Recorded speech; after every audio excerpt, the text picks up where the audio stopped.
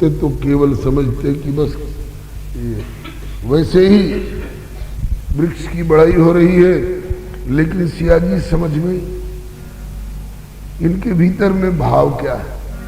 पिय ही भाव समुझ सिय सकुची हंस वंश अवतंसा। पिय ही भाव समुझ सिय सकुची हंस वंश अवतंसा। लता मानी मोहि तरुवर निज कुनि मम करत प्रशंसा। लता मानी मोहि तरुवर निज कुनि मन करत प्रशंसा। ये केवल वृक्ष की बड़ाई नहीं हो रही है, रघुनंदन अपने को वृक्ष स्थानीय मान करके और सीता जी को लता मान करके और वृक्ष का धन्य भाग्य है जो ऐसी लता का आच्छादन मिला है। इस बहाने मेरी बड़ाई कर रही है, मैं बड़ा भाग्यशाली हूं जो मुझे सीता सरी की पत्नी के प्यार का आच्छादन मुझे मिला है। तो अब सिया जी समझ गई कि ये लता को पाकर वृक्ष धन्य है जो कह रहे हैं, इसमें भाव यह है कि सीता को पाकर मैं धन्य हो रहा हूं। तो श्री सिया जी ने अब बात को बदल करके कहा, बबुआ लखनलाल जी बोली सिय मुस्काई लाडले लखन गुनहु मन माही। बोली सिय मुस्काई लाडले लखन गुनहु मन माही। बड़ भागिनिया लता सरीखी धन्य और को नाही। बड़ भागिनिया लता सरीखी धन्य और को नाही। सिया जी ने कहा कि बुआ लखनलाल जी, प्रभु कह रहे हैं कि लता का आच्छादन पाकर वृक्ष धन्य हो रहा है, और मुझे तो ऐसा लगता है कि इस समर्थ विशाल वृक्ष का सहारा पा करके ये लता धन्य है। इस लता के समान दूसरी धन्य कौन हो सकती है? क्यों? बोले ऐसे विशद समर्थ वृक्ष का जिसको मिला सहारा। ऐसे विशद समर्थ वृक्ष का जिसको मिला सहारा। नतर बापुरी पाती कैसे इतो प्रशस्त प्रसारा। नतर बापुरी पाती कैसे इतो प्रशस्त प्रसारा।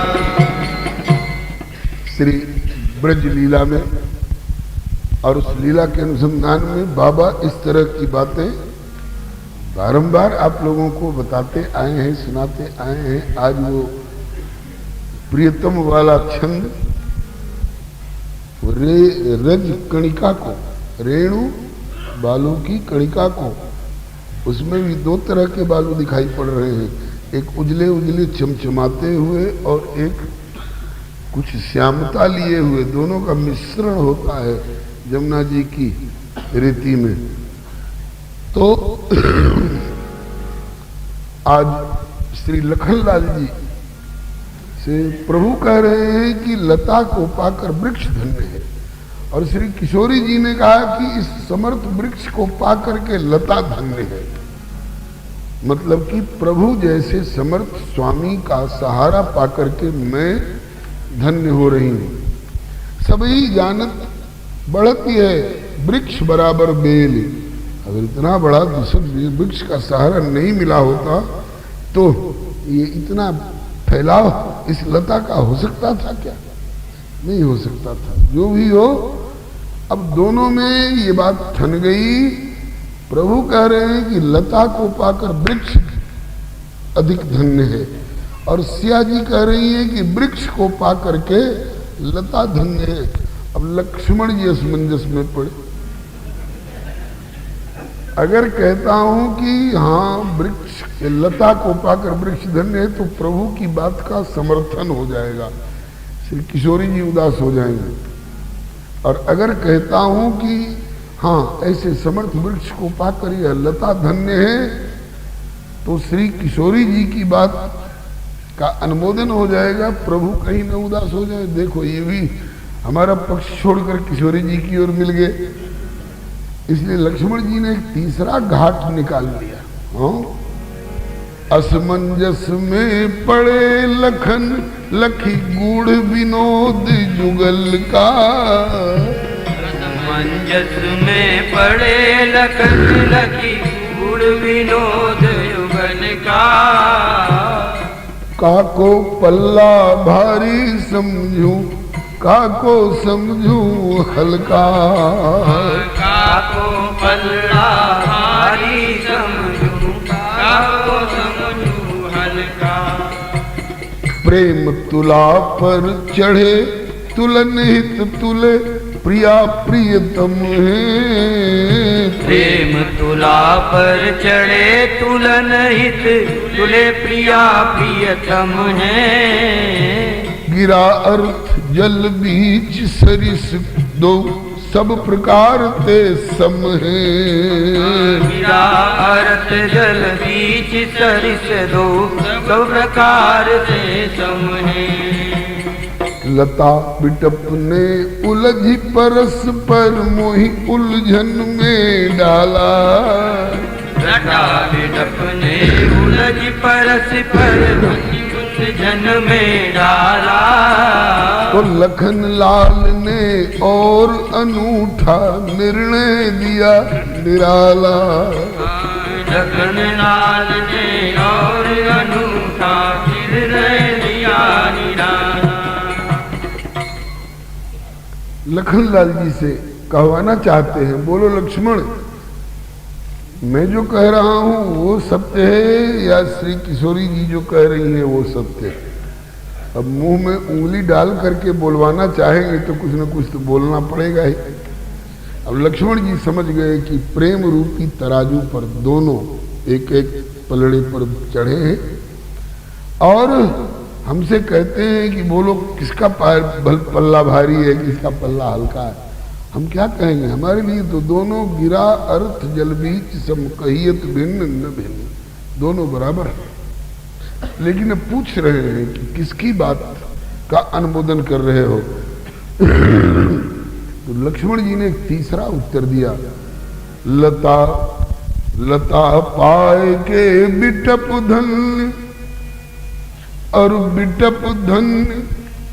लता पाए के बिटप धन्य और लता धन्य तरु पाई। लता पाए के बिटप धन्य और लता धन्य तरु पाई। इनके सौख्य सुहाग भाग की को कर सके बड़ाई। इनके सौख्य सुहाग भाग की को कर सके बड़ाई। लता को पाकर वृक्ष धन्य है, ये वृक्ष जाने, और वृक्ष को पाके लता धन्य है, ये लता जाने। ये दोनों धन्य माने जा सकते हैं, लेकिन इनके भाग्य की, इनके सुख सौभाग्य की कौन बड़ाई कर सकता है? किंतु क्या तुम कोई और तीसरी बात कहने जा रहे हो क्या? बोले हाँ, किंतु अधिक इन दो उनते वह धन्य पथिक बड़ भागी। किंतु अधिक इन दो उनते वह अधिक बड़ भागी। किंतु अधिक इन दो उनते वह आश्रित जन बड़ भागी। किंतु अधिक इन दो उनते वह आश्रित जन बड़ भागी। जो तरुलता सुमन फल्लव फल छाया। जो तरुलता सुमन फल पल्लव छायाश्रय अनुरागी। जो तरुलता सुमन फल पल्लव छायाश्रय अनुरागी। लता को पाकर वृक्ष कितना धन्य है, वृक्ष अनुभव करे। वृक्ष को पाकर लता कितनी धन्य है, लता अनुभव करे।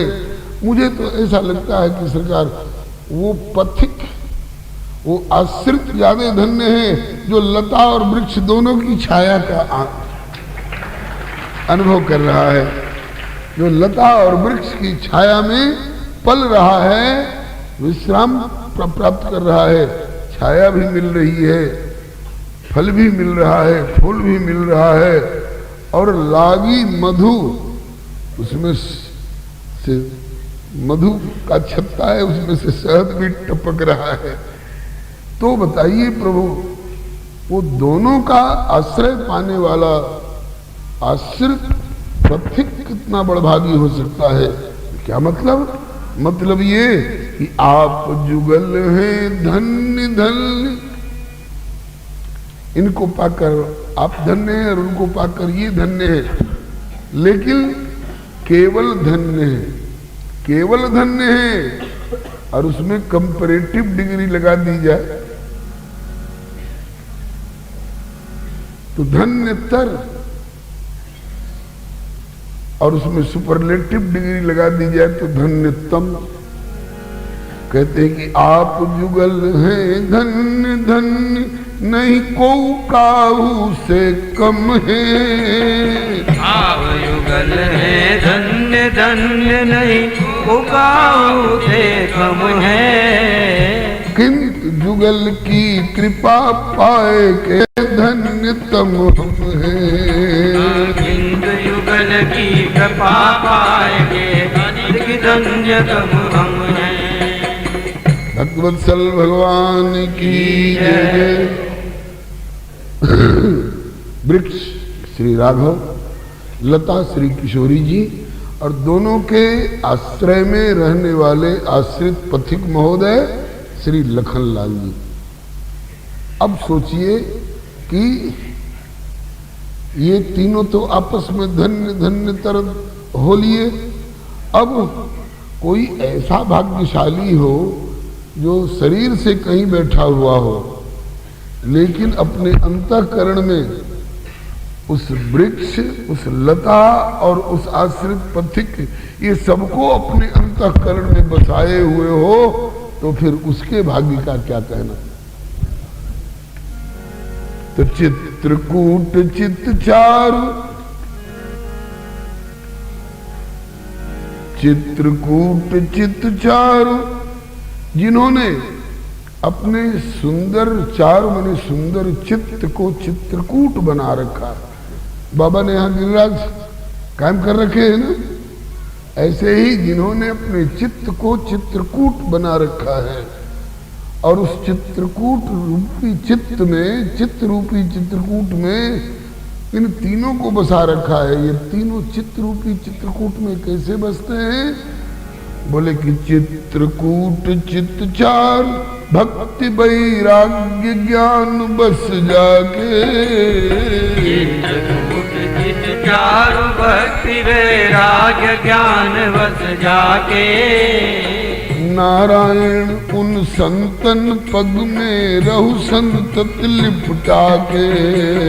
नारायण उन संतन पग में रहु संतन लिपटा के। ऐसे संत जन होते हैं, ऐसे संत बाबा कहलाते हैं, जिनने सबको अपने हृदय में संजो करके बसा के रखा है, और इनके चरणों से लिपट करके और हम लोगों को यहाँ ये सब चर्चा करने का अवसर मिल रहा है। तो हम लोग बाबा के स्नेह भाजन होकर के, आज श्री राधे श्याम जी ने बताया ना कि बाबा ने कहा कि ये बात मैं ऐसी बता रहा हूँ कि जिनने मुझे देखा उनके लिए भी, और जिनने मुझे नहीं देखा उनके लिए भी उपयोगी है। क्या? अरे बोले, जब तक मैं शरीर हूं तब तक तो एक जगह हूं। कलकत्ता वाले यहाँ आते हैं, बंबई वाले यहाँ आते हैं। हमें ध्यान है एक बार की घटना यही की, इसी हॉल में कथा चल रही थी, फुलवारी का प्रसंग था। एक भाई अमेरिका से आए हुए थे और उनकी पत्नी अमेरिका में रह गई थी। तो उन्होंने अपने आजकल क्या बोलते मोबाइल से पूछा, क्यों जी वहाँ कथा हो रही है? हाँ जी कथा हो रही है। वहाँ ऐसे ऐसे गमले सजे हुए हैं? बोले हाँ जी ऐसे ऐसे गमले भी सजे हुए हैं।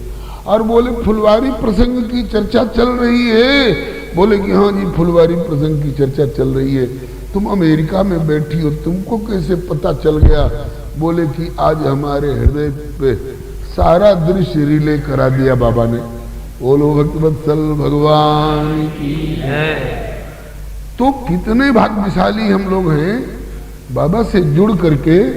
हम चाहे शरीर से अमेरिका में रहें, लेकिन बाबा हमको गीता वाटिका से और यहाँ जो कुछ हो रहा है, उनके अंतःकरण में जो कुछ हो रहा है, उससे कनेक्शन जोड़ जोड़ करके अनुभूति दे दे करके बाबा ने, आज श्री राधे श्याम जी ने बताया, श्री मिश्र जी ने, कि बाबा ने ये कहा था कि जब तक मैं शरीर में हूँ तब तक मैं एक जगह हूँ और जगह जगह के लोग यहाँ आते हैं, और जब मैं शरीर से बाहर हो जाऊंगा तो जहाँ जहाँ मुझे लोग याद करने वाले हैं, मैं वहाँ वहाँ उनके साथ में।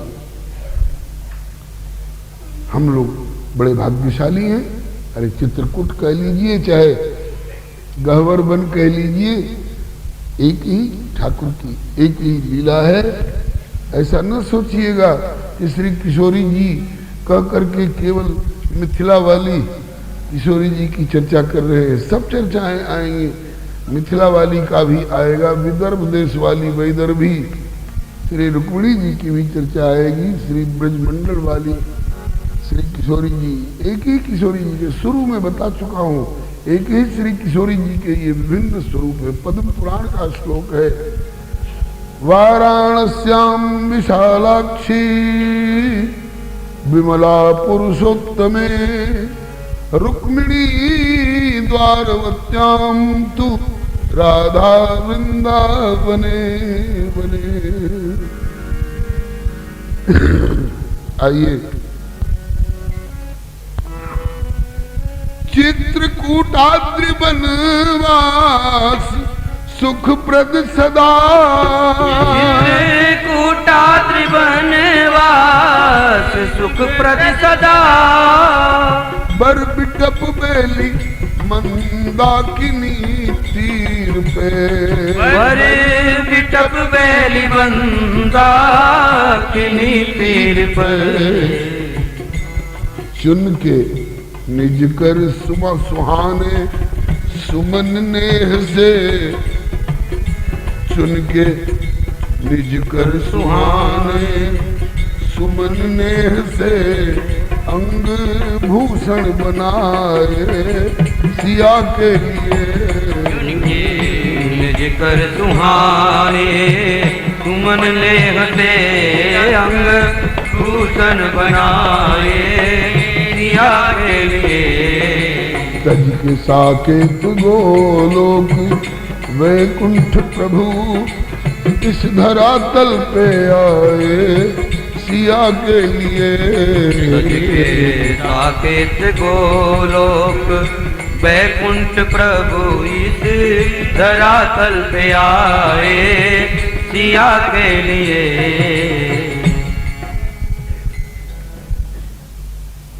इससे जुड़ी हुई घटना है जयंत वाली। प्रभु ने जयंत वाली बात शायद कभी निवेदन करी होगी, दोहरा लो तो क्या हर्ज है। जयंत के मन में आई कैसे कि हम चित्रकूट में चल करके और राम की ईश्वरता की परीक्षा लें। घटना है जिसका वर्णन बाबा श्री रघुनाथ दास जी राम स्नेही संप्रदाय के, उन्होंने अपने विश्राम सागर नामक ग्रंथ में इसका विशद वर्णन किया है। ये उन दिनों की बात है जब हनुमान जी राम जी के बचपन में लघु बानर रूप, ये दोनों खिलौना है राम जी के, लघु बानर रूप में हनुमान जी और लघु बायस रूप में काकभुसुंडी जी। लघु बायस बप धरि हरि संगा, देखो बाल चरित बहुरंगा। अपने चित्र में कहीं देखा होगा, बीच में हाथ में लड्डू लिए हुए, अब दोनों तरफ ये दोनों महानुभाव, एक तरफ में काग जी कौआ रूप में और एक तरफ में हनुमान जी बानर रूप में, अब दोनों को प्रभु अपनी अपनी तरफ से किसी को लड्डू किसी को मालपुआ बिखेर बिखेर के पवा रहे हैं। तो उन्हीं दिनों की बात है, उन दिनों में हनुमान जी अयोध्या में रह रहे थे, शंकर जी के द्वारा लाए गए। वो प्रसंग तो हमने कभी निवेदन किया था शायद हनुमान चरित्र में। वो प्रभु के दर्शन की उत्कंठा मन में भारी, मदारी बन के शंकर जी चले। हनुमान जी को बंदर बना लिया और अपने मदारी बन गए, आए लीला दिखाए, प्रभु को प्रसन्नता हुई, विदा हो गए। अब हनुमान जी रोने लगे प्रभु के लिए, दर्शन क्यों दिया, दर्शन दिया तो वियोग क्यों कराया। उधर हनुमान जी रोने लगे तो इधर राम जी रोने लगे, उनकी आंख से आंसू बंद नहीं हो। भैया पूछती है किस लिए रो रहे हो, बोले कि बंदर के लिए रो रहा हूं। अंत में मंगाए गए हनुमान जी, और हनुमान जी साथ साथ रहने लग गए। उन्हीं दिनों में एक बार प्रभु पतंग उड़ा रहे थे, बुड्डी पतंग,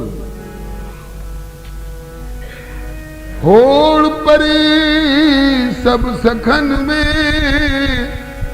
रहे पतंग उड़ाए, देखे गुड्डी कौन की सबसे ऊपर जाए, और इनकी नीचे रही और प्रभु की भरी उड़ान, भुआ पार कर जा लगी स्वर्ग लोक उद्यान।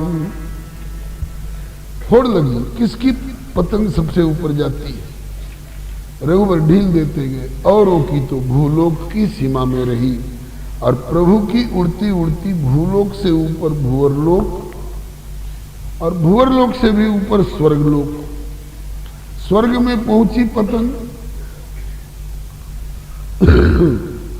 उसी समय में उस उद्यान में घूमने के लिए देवराज इंद्र की पुत्रवधू जयंत की पत्नी आई थी।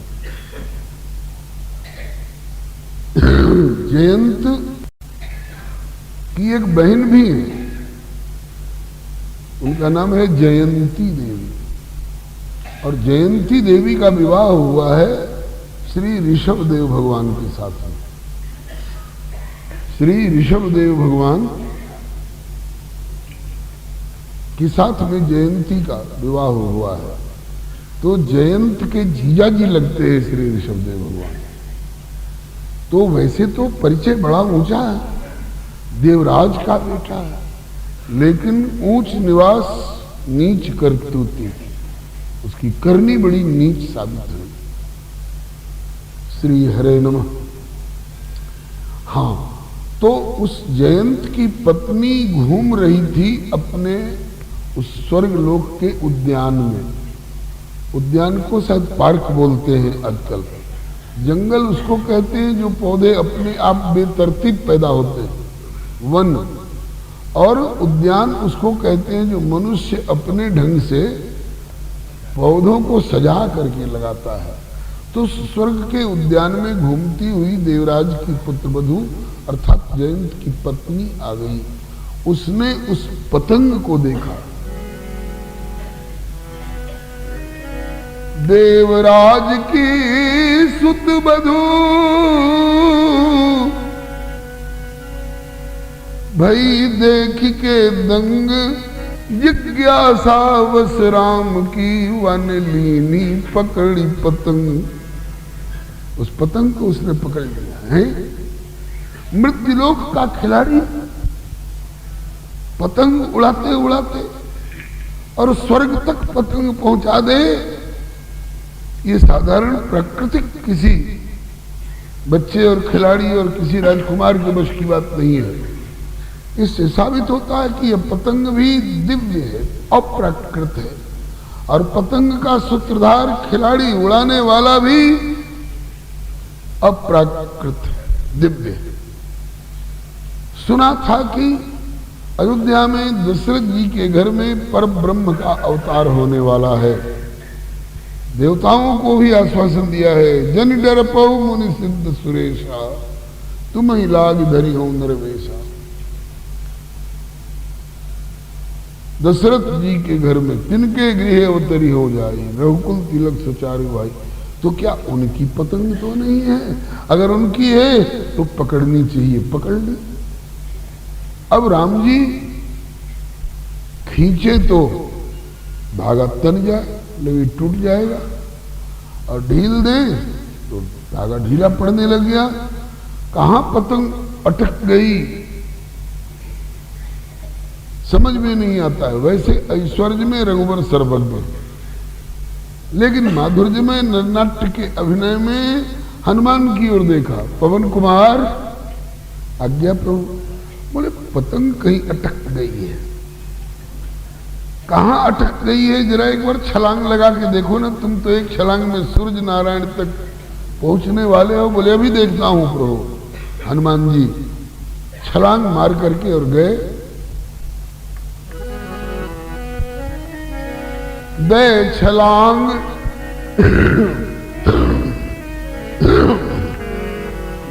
दे छलांग सुरलोक में पहुंचे पवन कुमार,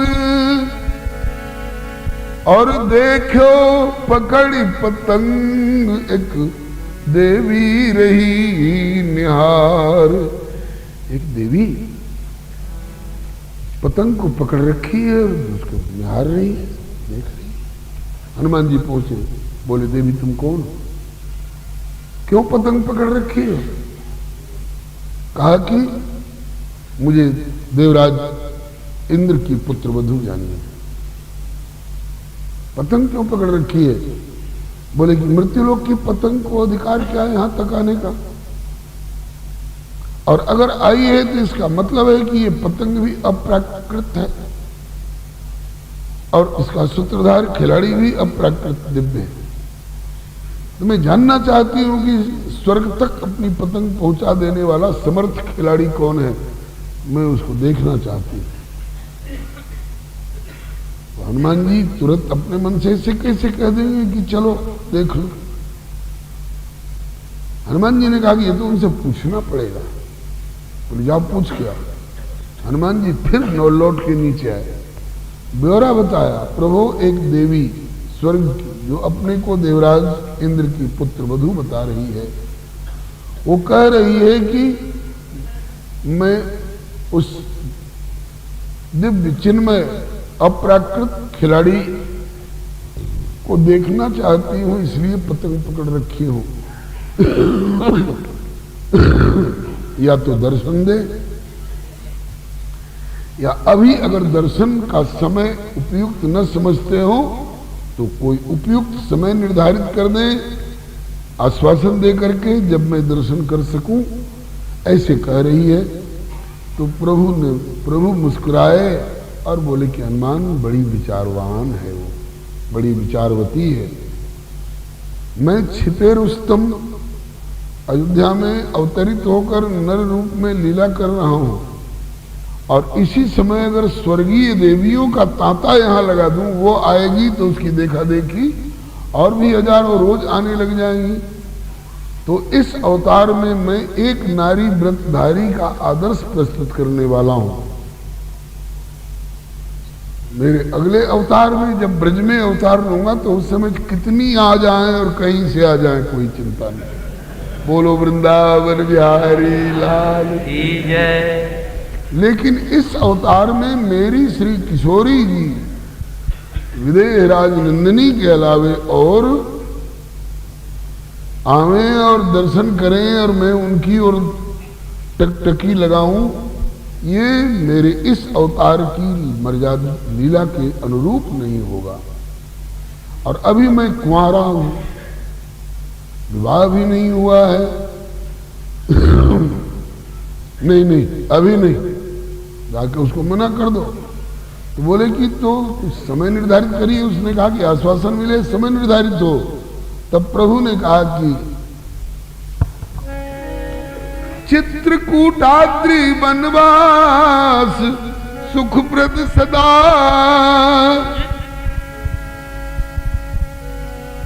जब चित्रकूट में मैं निवास करूंगा कामदनाथ पर, बर बिटप बेली मंदाकिनी तीर पर, उस समय वो अगर आवे तो उस समय किशोरी जी भी मेरे साथ रहें। और फिर वो अकेली आवे, चाहे 10-20 के साथ आवे, और एक दिन आवे क्या, रोज आकर के दर्शन करे। देवांगना तीर्थ एक अभी भी चित्रकूट में विशिष्ट स्थल है जहाँ की आती थी दर्शन करने के लिए, तो वहां पर आकर के दर्शन कर ले तो फिर हमें कोई इतराज नहीं है। किशोरी जी साथ में रहेंगी, मैं किशोरी जी पर दृष्टि रखूंगा, वो चाहे हमारा और किशोरी जी का और लक्ष्मण जी का दर्शन करके चली जाए, हमें कोई इतराज नहीं। तो उसी आश्वासन के अनुसार वो देवराज की पुत्र वधू प्रतीक्षा करती रही। समय आया, चित्रकूट में प्रभु के निवास वाली अवधि में वो आई और दर्शन करके जब लौट गई, श्री हरे नमः। बोलिए भगवत्सल भगवान की जय। जब लौट गई, प्रभु दर्शन करके जयंत बधू बहुरी जब ही निज लोक सिधाई। प्रभु दर्शन करी के जयंत बधू बहुरी जब ही निज स्वर्ग सिधाई। तो पूछी जयंत रिसाई उठो,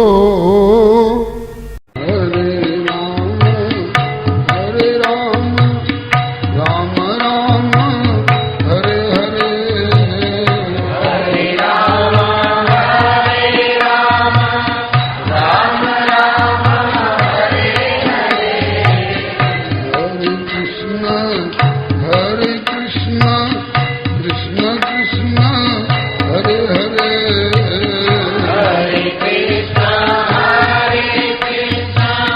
Krishna Krishna